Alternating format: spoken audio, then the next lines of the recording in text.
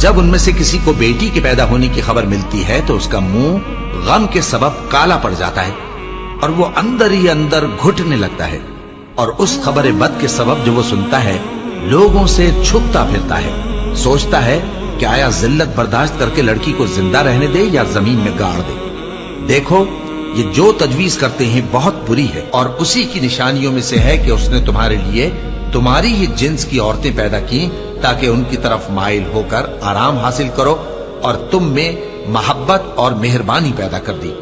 जो लोग गौर करते हैं उनके लिए इन बातों में बहुत सी निशानियां हैं, और औरतों का हक मर्दों पर वैसा ही है जैसे दस्तूर के मुताबिक मर्दों का हक औरतों पर है।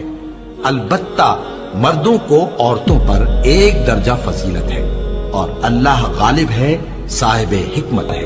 ए पैगंबर सल्लल्लाहु अलैहि वसल्लम, अपनी बीवियों और बेटियों और मुसलमानों की औरतों से कह दो कि बाहर निकला करें तो अपने चेहरों पर चादर लटकाकर घूंघट निकाल लिया करें। ये चीज उनके लिए मूजिब शनाख्त तो इम्तियाज होगी, तो कोई उनको ईजा न देगा, और अल्लाह बख्शने वाला है, मेहरबान है। और किसी मोमिन मर्द और मोमिन औरत को हक नहीं है कि जब अल्लाह और उसका रसूल कोई बात तय कर दें तो वो उस काम में अपना भी कुछ इख्तियार समझे, और जो कोई अल्लाह और उसके रसूल की नाफरमानी करे वो बिल्कुल गुमराह हो गया। मुसलमानों, तुम्हारी औरतों में जो बदकारी का इर्तिकाब कर बैठी उन पर अपने लोगों में से 4 शख्सों की शहादत लो। अगर वो उनकी बदकारी की गवाही दें तो उन औरतों को घरों में बंद रखो यहां तक कि मौत उनका काम तमाम कर दे, या अल्लाह उनके लिए कोई और सबील पैदा करे। और जो 2 मर्द तुम में से बदकारी करें तो उनको ईजा दो, फिर अगर वो तौबा कर लें और नेकुकार हो जाएं तो उनका पीछा छोड़ दो। बेशक अल्लाह तौबा कबूल करने वाला है, मेहरबान है। और जिस चीज में अल्लाह ने तुम में से बाज को बाज पर फजीलत दी है उसकी तमन्ना मत करो। मर्दों को उन कामों का सवाब है जो उन्होंने किए, और औरतों को उन कामों का सवाब है जो उन्होंने किए, और अल्लाह से उसका फजल करम मांगते रहो।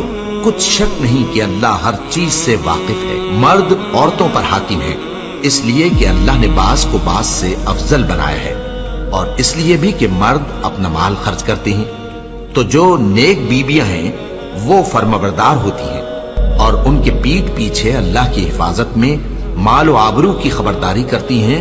और जिन औरतों की निस्बत तुम्हें मालूम हो कि सरकशी और बदखुई करने लगी हैं तो पहले उनको ज़बानी समझाओ, अगर न समझें तो फिर उनके साथ सोना तर्क कर दो। अगर उस पर भी बाज ना आए तो जदोकोब करो, फिर अगर तुम्हारा कहना मान लें तो फिर उनको ईजा देने का कोई बहाना मत ढूंढो।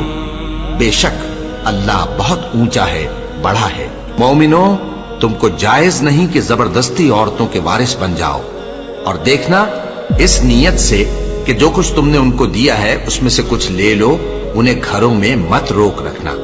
हाँ, अगर वो खुले तौर पर बदकारी की मुर्तकिब हों तो और बात है, और उनके साथ अच्छी तरह से रहो सहो। फिर अगर वो तुमको नापसंद हो तो अजब नहीं कि तुम किसी चीज को नापसंद करो और अल्लाह उसमें बहुत सी भलाई पैदा कर दे।